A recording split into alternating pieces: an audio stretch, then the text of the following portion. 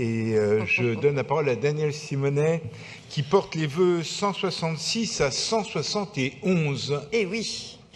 Merci, monsieur le maire. Je commencerai peut-être par dire tout ça pour ça. Parce qu'en fait, l'exécutif parisien a créé cette mission Animaux en Ville il y a plus de 2 ans. Souvenez-vous, en réponse à un vœu du groupe Europe Écologie Les Verts, demandant l'interdiction des cirques avec animaux sauvages dans Paris. Alors, je salue tout le travail et les discussions avec notamment les circassiens, mais avec plus d'1 an de retard, la mission Animaux en Ville a enfin présenté son rapport pour au final ne pas s'engager à interdire les cirques avec animaux sauvages, contrairement à d'autres villes comme Montpellier ou Strasbourg. C'est pourtant une mesure souhaitée par 67% des Français selon un sondage IFOP pour 30 millions d'avis. Donc tout ça pour ça. Quel manque de courage. Cette question des cirques sans animaux sauvages est pourtant essentielle. À la fois pour une question de prise en compte de la souffrance animale. Oui, les animaux sont des êtres sensibles et dorénavant c'est inscrit dans les textes de loi votés à l'Assemblée nationale. C'est une question, cela a été rappelé, de respect de la biodiversité. Les animaux en voie de disparition, eh bien, on doit refuser le commerce, la chasse, le braconnage, et quelle très mauvaise image on donne à donner à voir des animaux sauvages dans nos cirques. Mais c'est aussi une question, je dirais, plus philosophique, plus civilisationnelle. Et là, je citerai moi aussi Louise Michel, une citation courte. « Plus l'homme est féroce envers la bête, plus il est rampant devant les hommes qui le dominent. » Et on comprend bien à un moment donné la fonction qu'a pu avoir ces manifestations soi-disant de loisirs où les hommes montrent leur pouvoir sur les animaux et leur capacité de faire souffrir les animaux. Quelle fonction symbolique dans les rapports sociaux de domination cela peut avoir. Donc oui, c'est aussi une question philosophique, pas simplement pour le respect de la condition animale, mais dans la remise en cause des rapports de domination entre les hommes eux-mêmes. Il y a des travaux d'ailleurs fort intéressants qui ont fait une corrélation entre les rapports de domination animale et les conditions des rapports de domination patriarcale. Mais je ne développerai ici pas plus. Donc oui, je propose à travers mes vœux, notamment, que la ville de Paris s'engage au plus vite à n'autoriser sur le territoire parisien que des cirques sans animaux sauvages. Paris ne doit plus cautionner les conditions indignes de souffrance et d'enfermement imposées aux animaux sauvages dans ce type de structure.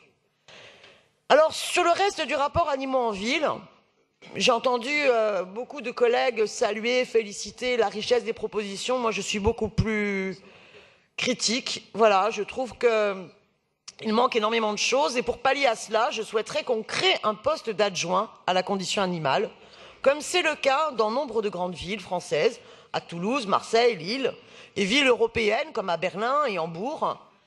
Et il faudrait bien sûr doter une administration dédiée à cette délégation.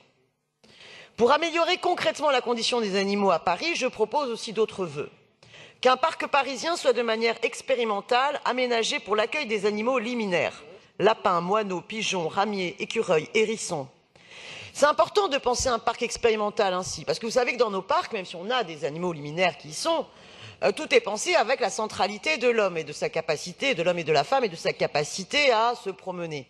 Pensez à un moment donné un parc expérimental avec d'abord et avant tout une organisation de l'espace et des habitats naturels pour préserver la biodiversité et préserver justement ces animaux liminaires nécessite de repenser avec les éthologues et les urbanistes et les paysagistes l'ensemble de l'organisation des parcs. Je propose de nouveau que la pêche soit interdite sur le territoire parisien. Donc je reviens avec ce sujet et je déplore qu'il soit totalement absent du rapport de la commission en ville. Je veux dire, quand il y a un sujet qui ne fait pas l'unanimité, même quand on est en désaccord, c'est bien quand même de le citer, si je pense une question de respect démocratique des débats.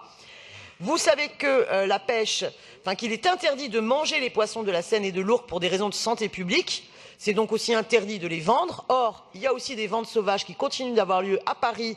Et plus la précarité et la misère vont augmenter, plus ça va avoir lieu. Donc, il ne faut plus pêcher le poisson. Et pour ceux qui sont attachés à la pêche de loisir, je dirais, mais écoutez, si vous croyez que les poissons ne souffrent pas, arrêtez de considérer les poissons comme un jeu, ça n'est pas un loisir. Je propose pour finir que les fermes de Paris deviennent des refuges pour animaux abandonnés ou maltraités, avec une sensibilisation aux enjeux de la protection animale et de soutenir les alternatives aux logiques d'élevage intensif productiviste, non respectueux du bien-être animal, et que la ville renonce aux fermes mobiles. Je propose que la ville assume financièrement l'entretien des animaux âgés qu'elle a employés. Et pour finir, j'ai une question à poser à Madame Vieux-Charrier, excusez-moi. L'association Paris Animosopolis a joué un rôle extrêmement important dans tout le débat que nous avons eu sur la mémoire des animaux de la Première Guerre mondiale. Il me paraîtrait impensable qu'il ne soit pas associé à la commission, le groupe de travail autour de cette selle. Je voudrais savoir ce qu'il en est. Je vous remercie. Merci Daniel Simonet. Nous en arrivons au vœu de Daniel Simonet. Alors, sur le 166, le retirez-vous, Madame Simonet? Non.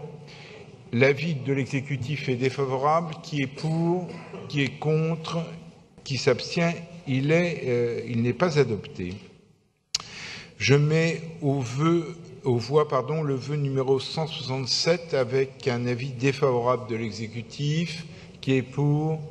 Qui est contre? Il n'est pas adopté.